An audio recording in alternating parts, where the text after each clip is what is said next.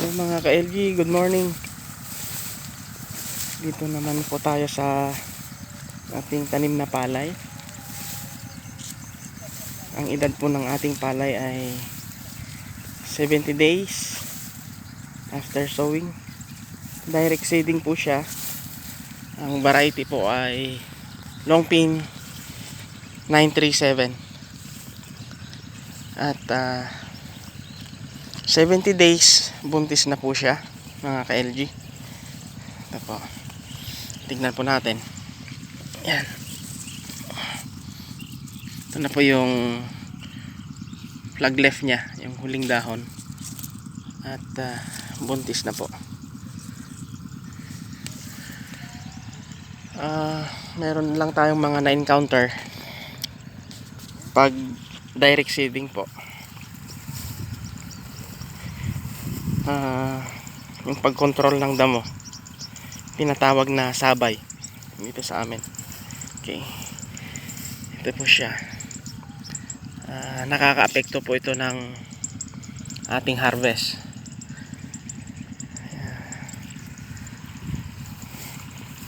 Kadalawang beses po tayong nagpa-spray dito ng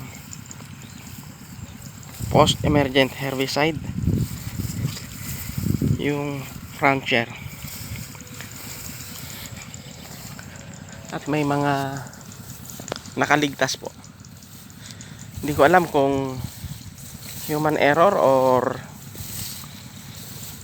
the way ng pag-i-spray or sa mismong herbicide mismo. Ito po siya. Pag ang direct seeding po, sabog tanim, at hindi mo na control yung damo, ay malaki po yung epekto sa yung target yield.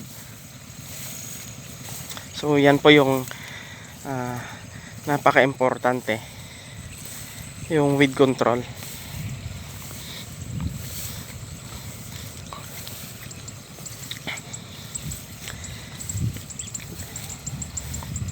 Charge to experience po.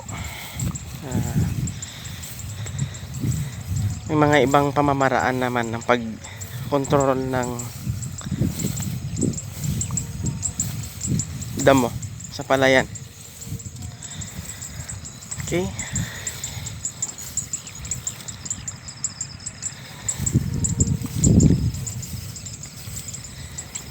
yung sa protocol po natin, wala po tayong soil analysis dito.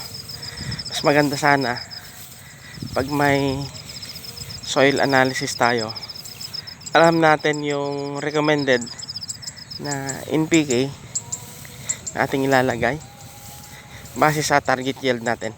Okay,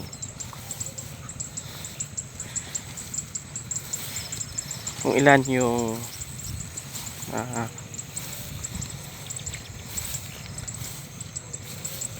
target yield mo base sa soil analysis, doon ka makakapag-compute kung ilan yung natitirang nitrogen, phosphorus, potassium, yun sa macro elements. At ganun din yung mga micro, yung mga ibang trace elements. Mas maganda sana kung meron tayong soil analysis mga ka-LG.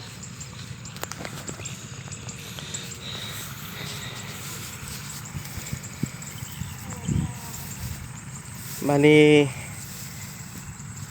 ang na-apply nating fertilizer dito, nagbasal tayo ng organic fertilizer, chicken manure, yung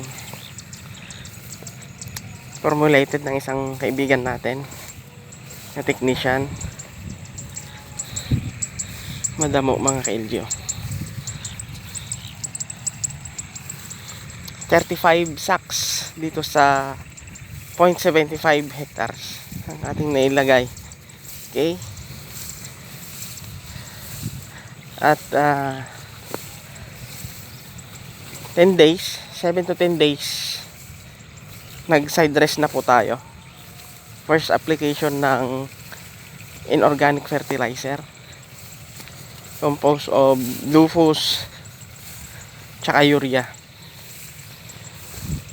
4600. Kapag lagay po tayo ng 4 na sako doon, yung una. Tapos yung pangalawang application at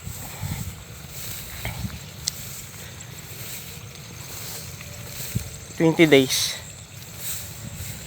sabog po tayo ng isang kabang urea, yung tinatawag na pabalatong.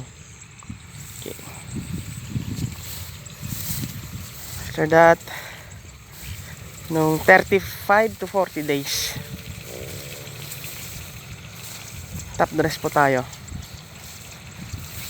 na 3 sako, isang urea, isang sulfate at isang 0060.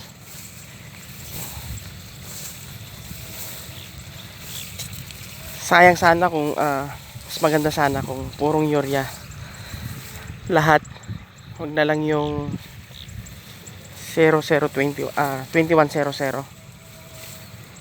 tapos may sulfur. Yun po yung available na abono po natin.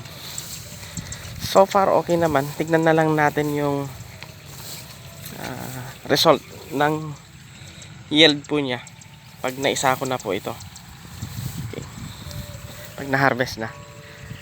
At doon na lang po tayo mag-a-adjust sa susunod na cropping. Ano yung dapat nating improve sa main crop. Transplanting po tayo rito. Mahirap mag-direct. Okay.